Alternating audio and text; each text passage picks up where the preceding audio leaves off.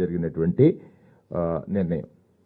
మూడవది, ఎంతో కాలంగా సుదీర్ఘంగా వేచి ఉన్నటువంటి నిరుద్యోగ యువత, ప్రత్యేకించి రాజశేఖర రెడ్డి గారి పాలనకు ముందు ఈ రాష్ట్రంలో బీసీ విద్యార్థులు చదువుకు దూరంగా ఉన్నారు. కారణం ఫీజు చెల్లించేవారు లేక. జగన్మోహన్ రెడ్డి గారి పాలనలో పిల్లలందరూ కూడా అంటే బీసీ విద్యార్థులు చదువుకు దగ్గరయ్యారు. నాడు రాజశేఖర రెడ్డి గారి పాలనలో, ఇవాళ జగన్మోహన్ రెడ్డి గారి పాలనలో కొంత నిరుద్యోగం అనేటువంటిది వేధిస్తున్నటువంటి అంశంగా చూస్తే, ఇవాళ ఈ రాష్ట్రంలో ఉన్నటువంటి డిఎస్సి జరగాలి అనేటువంటి కోరిక ఉంది చాలామందిలో. వారందరికీ శుభవార్త ఇవాళ కేబినెట్లో మంత్రిమండలి ఆమోదించింది. మెగా డిఎస్సి నిర్వహించాలని, మెగా డిఎస్సి నిరుద్యోగ యువతకు ఒక శుభవార్త. మెగా డిఎస్సి రాష్ట్రంలో ఉపాధ్యాయ పోస్టులు భర్తీ చేయాలన్నటువంటి కీలక నిర్ణయానికి మంత్రిమండలి ఆమోదం తెలియజేసింది.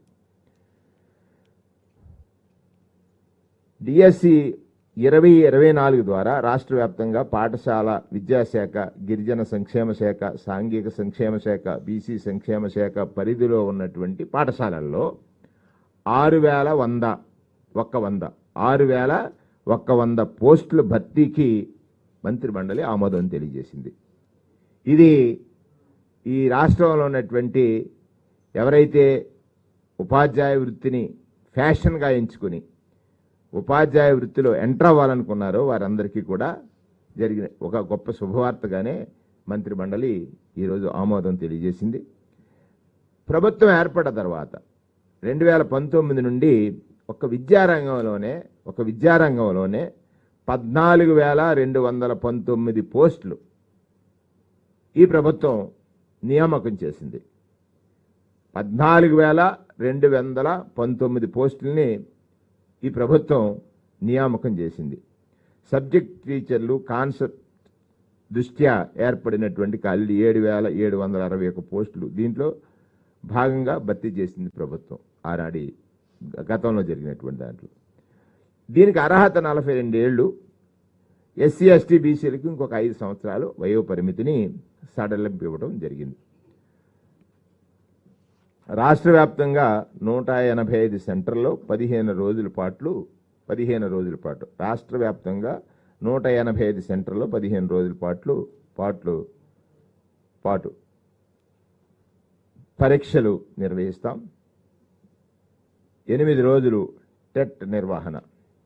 దానితో పాటు ఇంకా ఉద్యోగ నియామకాలు ఉన్నాయి. అటవీ శాఖలో 689 పోస్టులు భర్తీ చేయాలని, 689 పోస్టులు భర్తీ చేయాలని మంత్రిమండలి ఆమోదం తెలియజేసింది. ఇందులో ఫారెస్ట్ రేంజ్ ఆఫీసర్లతో సహా వివిధ పోస్టులకు సంబంధించింది ఏపీపీఎస్సీ ద్వారా భర్తీ చేయడం కోసం ప్రభుత్వం మంత్రిమండలి ఒక కీలక నిర్ణయం చేసింది. ఇప్పటికే రాష్ట్ర ప్రభుత్వం ఏర్పడిన తర్వాత 2,13,000 ఉద్యోగాలు భర్తీ చేసినటువంటిది ఈ ప్రభుత్వ ఉద్యోగాలు 2,13,000 భర్తీ చేశాం. 2019 నుంచి ఇప్పటి వరకు 2,13,000 ఉద్యోగాలు భర్తీ చేశాం. తాజా నోటీస్ ద్వారా ఇంకొక 7,000 పోస్టుల్ని భర్తీ చేయబోతున్నాం. దీనితో కలిసి 2,20,000 ప్రభుత్వ ఉద్యోగాల కల్పన చేసినటువంటి 2,20,000 ప్రభుత్వ ఉద్యోగాలు కల్పన చేసిన ప్రభుత్వంగా జగన్మోహన్ రెడ్డి గారి ప్రభుత్వం రికార్డు సాధించింది అని చెప్పడానికి నేను చాలా గర్వపడుతున్నాను. దీనికి మంత్రిమండలందరూ కూడా హర్షాతిరేకాల మధ్యలో మెగా డిఎస్సి ప్రకటించినప్పుడు హర్షాతిరేకాలతో మంత్రిమండలందరూ కూడా ముఖ్యమంత్రి గారికి ధన్యవాదాలు తెలియజేశారు. మూడవది విద్యా విప్లవం. ఇది అత్యంత కీలకమైనటువంటిది. విద్యా విప్లవంలో మూడవది అత్యంత కీలకమైనటువంటి ఎస్సీఆర్టీసీ అంటే మన విద్యా విధానంలో ఐబీని ఎంటర్ చేయడం ద్వారా ఐబీ విద్య అంటే రాష్ట్ర ప్రభుత్వం తీసుకున్నటువంటి క్వాలిటీ ఎడ్యుకేషన్లో ఐబీ డిజిటల్ క్లాస్ రూమ్స్ ఏర్పాటు చేయటము, ఫ్లాట్ ఛానల్స్ ఏర్పాటు చేయటం, కేవలం శ్రీమంతుల పిల్లలు మాత్రమే చదవగలిగిన విద్య, కేవలం శ్రీమంతుల పిల్లలు మాత్రమే చదవగలిగినటువంటి విద్య. ఇది ఇప్పటి వరకు జపాన్ అండ్ దక్షిణ కొరియా దేశాలు మాత్రం అడాప్ట్ చేసుకున్నటువంటి విద్యా విధానం. ఈ ఐబీ మన రాష్ట్రాన్ని ఎంపిక చేసుకుని ఇప్పుడే సార్ని కలిశారు ముఖ్యమంత్రి గారిని. ఐబీ ద్వారా సుమారుగా 7 లక్షల నుంచి 36 లక్షల ఖరీదైనటువంటి విద్య ఆ స్కూల్లో చదవాలి ఐబీ విద్య అని అనుకున్నప్పుడు సంపన్నుల పిల్లలు చెల్లించేటువంటి ఫీజు అంతా 7 లక్షల నుంచి 36 లక్షల వరకు. ఐబీ ఎడ్యుకేషన్ పొందాలనుకున్నప్పుడు 7 లక్షల నుంచి 36 లక్షల వరకు వాళ్ళు చెల్లించి చేస్తున్నటువంటి విద్య రేపు 25లో ప్రారంభమైతే 1935 నాటికి వారు 10th ప్లస్ 2 2 దేనికోసమని మరి రాయొచ్చు రేపొద్దున కొంతమంది ఐబీ విద్య ఇదని.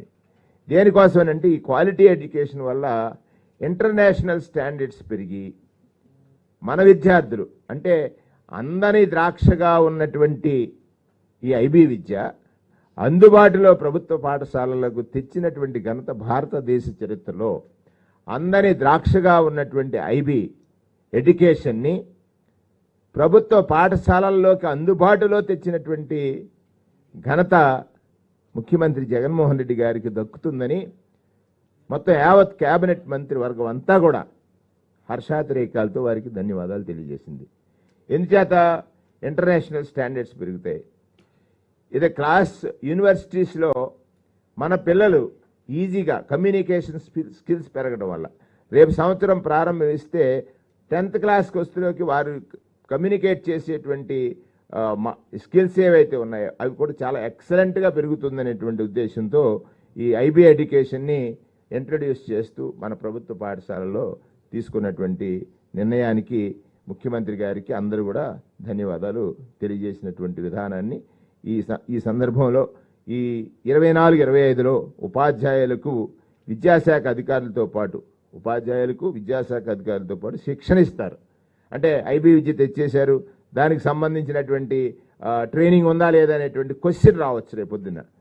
అది ప్రతికూలంగా అడుగుతారు కాబట్టి ప్రతిపక్షాలకు ఆ తావేమీ ఇవ్వకుండా వారిని టీచర్స్ని విద్యాశాఖలో ఉన్న వారిని అందరినీ కూడా ట్రైన్ చేసేటువంటి కార్యక్రమం 24-25లో జరుగుతుంది.